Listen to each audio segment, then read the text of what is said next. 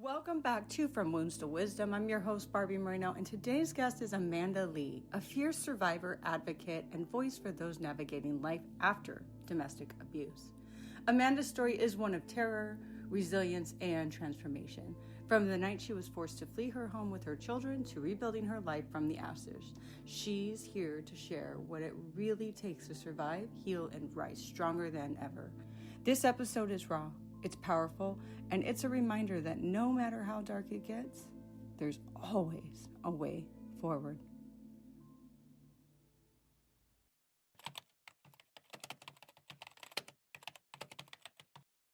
And how I kind of got started with my writing career is I am a survivor of domestic violence. I was in an abusive marriage we were together for about 10 years. And, what I found after getting out of my marriage, I found that so many people around me, both men and women, had experienced some form of abuse, but nobody talks about it. There's so much embarrassment and shame. He threatened to burn our house down with myself and our two small children. And I focused more on, well, you remember how I kept you safe? Well, I'm going to do that. That there is the pot of gold at the rainbow at the end of the story.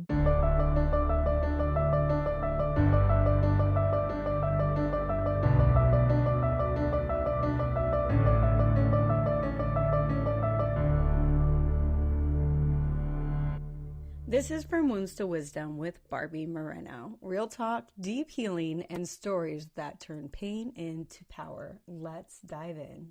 Welcome to From Wounds to Wisdom. This is your host, Barbie Moreno, and today I have the honor of having Amanda Lee in my studio and on the podcast. A little summary about Amanda is that she is a courageous survivor, advocate, and voice for those navigating the aftermath of domestic abuse. After enduring years of psychological torment and threats to her life, including her husband's terrifying threat to burn down their home with her children inside, Amanda found the strength to escape and rebuild her life from ashes.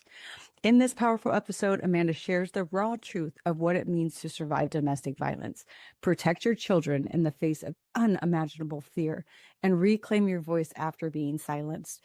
Her story is one of pain, fierce resilience, and unwavering determination to heal, not just for herself, but for her family and others who feel trapped in the shadows. Today, Amanda is using her story to raise awareness, break cycles of silence, and empower others to recognize the signs of abuse and believe in the possibility of life beyond survival.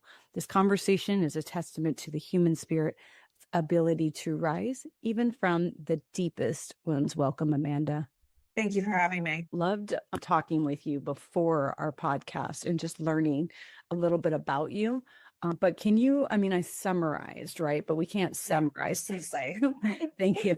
But we can't summarize that experience. That is something I can't even imagine going through. So just give us give us your story. Tell us what happened. And then we'll go from there.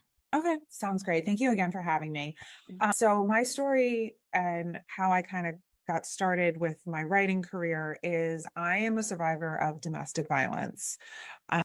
I was in an abusive marriage we were together for about 10 years. And, what I found after getting out of my marriage, which I'll get to in a minute, I found that so many people around me, both men and women, had experienced some form of abuse, but nobody talks about it. There's so much embarrassment and shame. And I found through using my voice that there are people that have heard my story or picked up my book, and it's given them courage to see themselves in my story and to leave and to know that at the end of the day, they're going to be okay. My story, my hand was forced one night on August 3rd, 2019 at 8:59 p.m. My then husband and I were fighting, and Cliff Notes version, it was a long fight, but he threatened to burn our house down with myself and our two small children. We had a 5 and a 3-year-old at the time, and went as far as got a gas can and a lighter. And I had to peel my children out of their beds with, their little lovey stuffies that they had at the time. And we fled to my neighbor's house, who happened to be a police officer. Police got involved. I spent half my life for 6 months at the courthouse because there was criminal hearings. And I thought that that would be like the worst night of my life. That would be it. And what no one talks about, along with just the subject, is that the scariest time for a domestic violence survivor is immediately after you leave, because then your abuser doesn't have that control over you. So I just experienced this huge traumatic event, and now I have somebody stalking me. He convinced our neighbors at the time to give him access to our camera so he could watch me coming and going. Yeah. And, through it all, as anyone who is a parent will understand, your children just went through a traumatic event. Your focus is on them. You want to make sure they're okay. I threw my kids in therapy. I knew I couldn't handle a dog, so we got 2 cats, which I instantly regretted. But I'm stuck with them for the next like 20 years. And, you do everything and you kind of neglect yourselves. And in neglecting myself, I eventually hit a breaking point and realized I needed to get myself help. And I did all the things. And one of the things that really helped me, that I thought I would just be awful at, was writing. It was my creative output.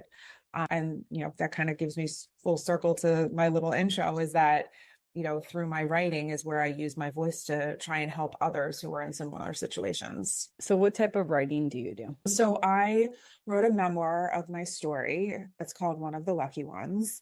It describes how I found myself in an abusive relationship and trying to get out, and what happens afterwards, and the power of, that there is the pot of gold at the rainbow at the end of the story. I've written a children's book, and that stemmed from the same event. My kids, like I said, they were 5 and 3. So they heard it. They have the trauma still of me running into their rooms and having to flee our house. And I just wanted something that was comforting to them for a child that had been through trauma. I didn't know what I was looking for, but I couldn't find it. And so I wrote a children's story. And it just is about a saying that I said over and over again to my son while we were going through it. And then I started a fiction series that's loosely based on a domestic violence detective that I worked with. And she was female and had experienced domestic violence herself. I mean, I think that that's amazing, because so many times people, and I know you wrote a book for adults as well, but they don't focus on explaining it to the children. And it's very, very hard. How do you explain that to your children? I mean, I didn't ever address like, well, why did he do this? Why did he say these things? I mean, I don't know. And I don't know what made him snap, or what that conscious of was, that it was okay to do the things he was doing. And I focused more on, well, you remember how I kept you safe? Well, I'm going to do that. And I tried to, especially with my son, because my daughter's very vocal. She told everybody that her dad had gone to jail and drank warm milk and had to go to her neighbor's house and they ate goldfish. But my son like really internalized it. So I tried to be like, okay, what do you think? What do you think you need? And as a 5-year-old, sometimes it was like, I just need a hug. Or can I stay up a little later? I'm like, no. You're like, you still can't milk it. Can I sleep in your room tonight? Okay. But one of the most poignant ones was he asked for a fire extinguisher. He was like, can I have one in my room? Wow. And I'm like, okay. And I'm like, you want to tell me why? He's like, just in case. So I found a little toy fire extinguisher. At the time he had no idea if it was real or not. And we kept it in his room. I am fortunate that one of my very dear friends, her husband is a firefighter at one of the local fire stations. And he offered to give my kids a tour, and they did a tour. They went on the fire truck and he talked to them. He was like, this is the route I would take if I had to come to your house. Look, I would be at your house within 5 minutes. So don't you worry. Do you know the history behind your ex's like childhood or life that might have, triggered some of these very explosive episodes? Yeah, well, he, after everything happened, was diagnosed with bipolar disorder. So that definitely contributed to the mood elevations that I experienced through our marriage. But it's a well-known fact in the family that his father has anger issues. How abusive he's been to his mother, I don't know. But I did witness a lot of like him putting her down or him trying to tell her what to do. I'm sorry, go ahead. Oh, I was gonna say, do you know if any of that anger was taken out on your ex? It was as a child, yeah. Yeah. Yeah. Mhm. Because I know this is controversial, but bipolar, they often will say there's two different opinions on it. Mhm. One opinion is that it's a medical thing that, that the brain has its different ways of dealing with things, and that, you need medication so that it can balance all of that serotonin, dopamine, all of those different things, right? And then the other view on it is that it's also environmental. So Mhm. people create their mind creates that whole manic and then depressive, manic and depressant so that they can survive, right? Mhm. And so you'll find most bipolar people have lived in some sort of an abusive past because that's Mhm. how their brain survived, right? Yeah, and I would agree with that because I think some of the things that happened to him in his childhood created a version of him that had very, very low self-esteem. And a lot of the abuse stemmed from Yeah. trying to destroy my self-esteem as a form of control so that I wouldn't leave. Yeah. What have you done that in turn? And people always say don't blame the victim. I never believe in blaming the victim, but I believe that we all choose people for a reason. And Mhm. so have you done that internal work to like, why would I pick this person? Yeah, I have. And I think there's a couple reasons. And the main one, and it's hard to admit, that I was desperate to get married and have children. I had been a bridesmaid 9 times by the time I met my ex-husband, and I was done. I was like, okay, like I'm ready. I want to get married. And, I think the next serious boyfriend that I had, no matter who it was, I was going to be like, all right, this is it. I'm marrying this person. And to admit that I had that desperate feeling is very hard. I pride myself on being independent and intelligent, and I'm from Philadelphia. Like, I don't take anybody's crap. And then I found myself in this abusive situation that I don't know that I fully understood what was happening immediately. I think also like that's very normal for women. It's like Mhm. men don't like have this like, oh, if I don't like get married and have children by a certain period of time, like, Yeah. eggs aren't going to be good and that like their Yeah. sperms last until they die, right? There's guys Yeah. that Right. have kids at 80. Yeah. Whereas women, like one, there's like a stigma if you're not married by a certain age, right? And Mhm. then it's internalized as like, what's wrong with me? Yeah. Yeah. Why am I a bridesmaid 9 times whenever the bride? Yeah, I mean, I had a series of serious boyfriends, like years, like dated them for years. And, and I did feel like the stigma of, okay, well, Amanda's amazing. Like, why aren't you married? Yeah. Don't you want to have kids? It's like, well, yeah, I desperately want to have children. Right. And sometimes we just pick whoever it is, we settle. Yeah, I did. I 100% was settling. I mean, don't get me wrong. I did love him. Yeah. But it also was the moment in my life where I decided, like, I'm done. I want to get married. Yeah, definitely. And so is he currently in prison? No, he's not. So that's scary. Yeah. No, he didn't get anything. He pled no contest. And they told me that because the threats were not like there was no concrete evidence, it was he said, she said, and he was denying it. And because I had never called before, that they really didn't have a lot to go on. He did throw a glass of water on me, which was considered assault. So he did, I think there was something on his record for 7 years and then he can get it removed, but that was it. Mm. And I remember, I remember sitting in the courtroom before and meeting with the district attorney and the detective that responded that night and my attorney. And they told me this.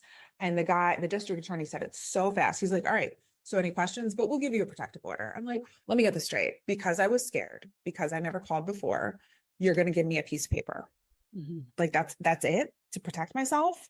Yeah. And he was like, well, this really is the best scenario because that way you can get child support. I'm like, I don't care about the money right now. I care about my safety. I'm scared. And, I don't ever like to disparage the police because what they did for me that night in August, like I will be eternally grateful, but I called them multiple times after the fact about the stalking, about the cameras, and I got nowhere. I even got a police officer on the phone one time. He refused to come to the house. I guess it was a waste of his time.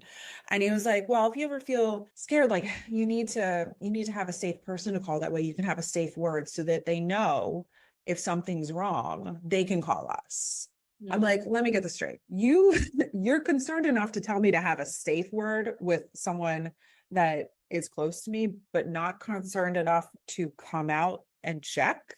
that doesn't make sense. And through your talking to people and telling your story, have you found that it's common that the reason why women don't report domestic violence is because it's almost always a he said, she said, even when there's physical wounds, right? He can Yeah. say, oh, she tripped, she fell, she blah, blah, blah, blah. And Yeah. oftentimes it's very hard to prove unless you have video footage of it.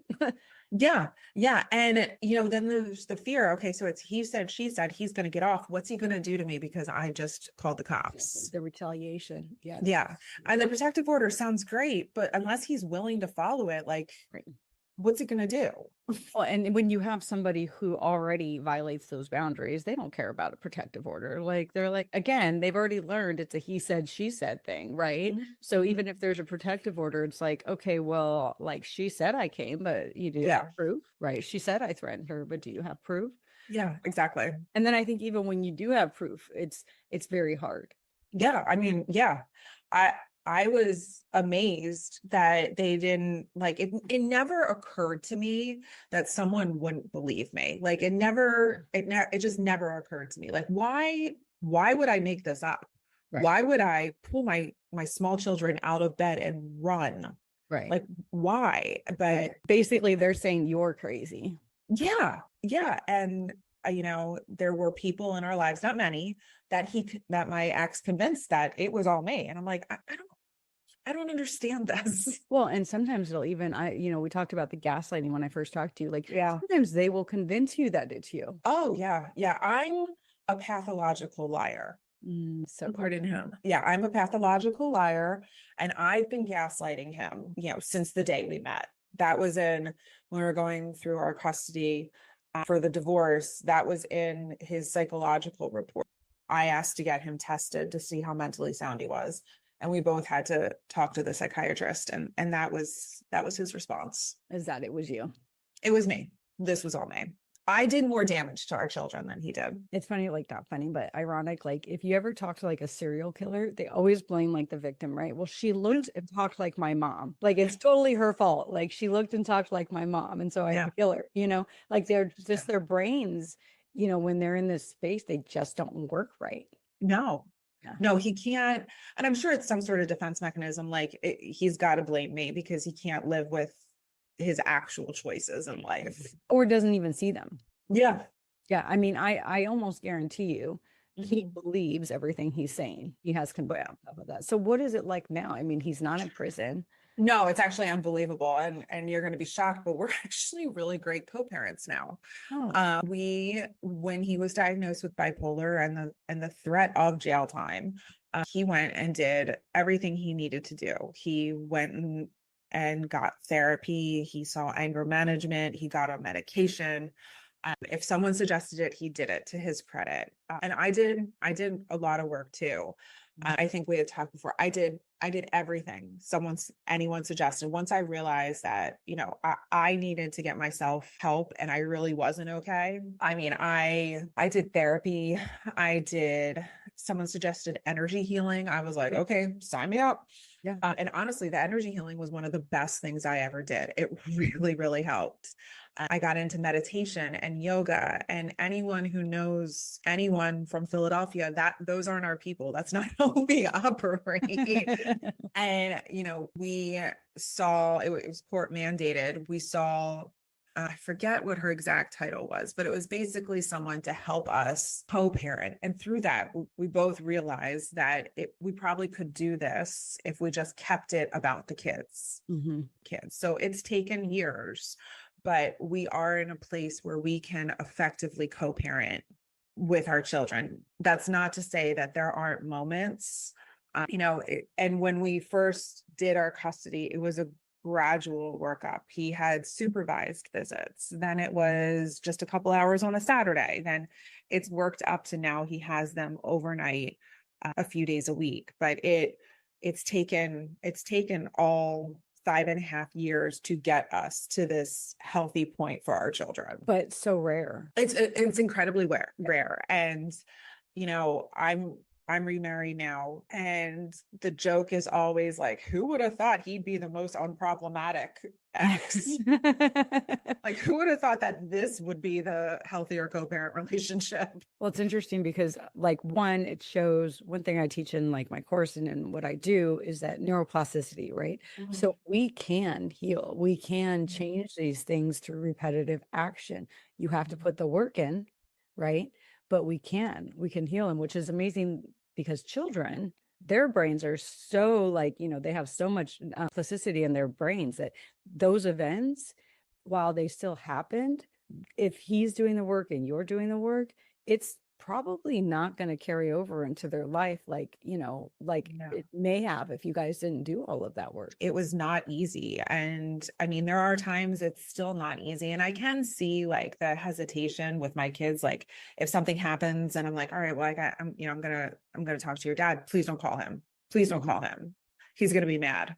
Okay. Well, and then I just always go back to, all right, well, he can be mad, but I will be the one who deals with him. You do not need to deal with him. How did your parents respond to hearing what happened to you? Oh, I thought they were going to kill him. Yeah, I would imagine. I mean, my siblings too. And I knew that once I told my family and my close friends that there would be no going back. Like even if I said, no, I wanted to work it out, I'm pretty sure they would have locked me in the basement and been like, no, this is no. So my parents were devastated that this had been happening, that I hadn't told them. And I had to work through it with my mom because she took it very personally. She took it as I didn't trust her enough to tell her this was going on. And I'm like, that's not what this was. This was, if I speak it out loud, that makes it true that this is actually happening.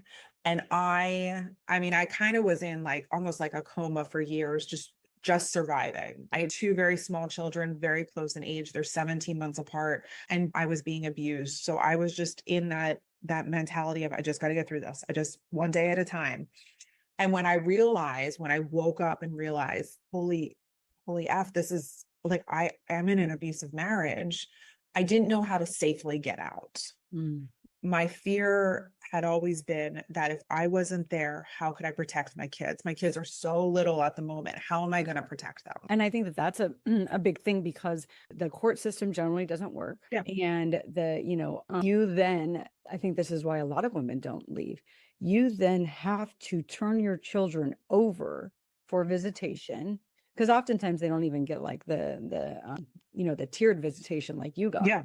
Mm-hmm. They just literally have to turn their children over to this person that they know is capable of all of these things, and they can't control the environment anymore.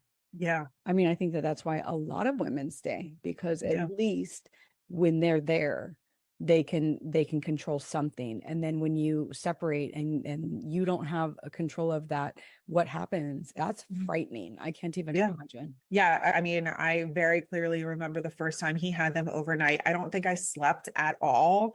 And I tried really hard not to grill the kids when they came back, but I 100% did. I like sat them on the couch and like, tell me everything. Right. Yeah. Is there anything that we need to talk about? Do we need to go to therapy? What happened?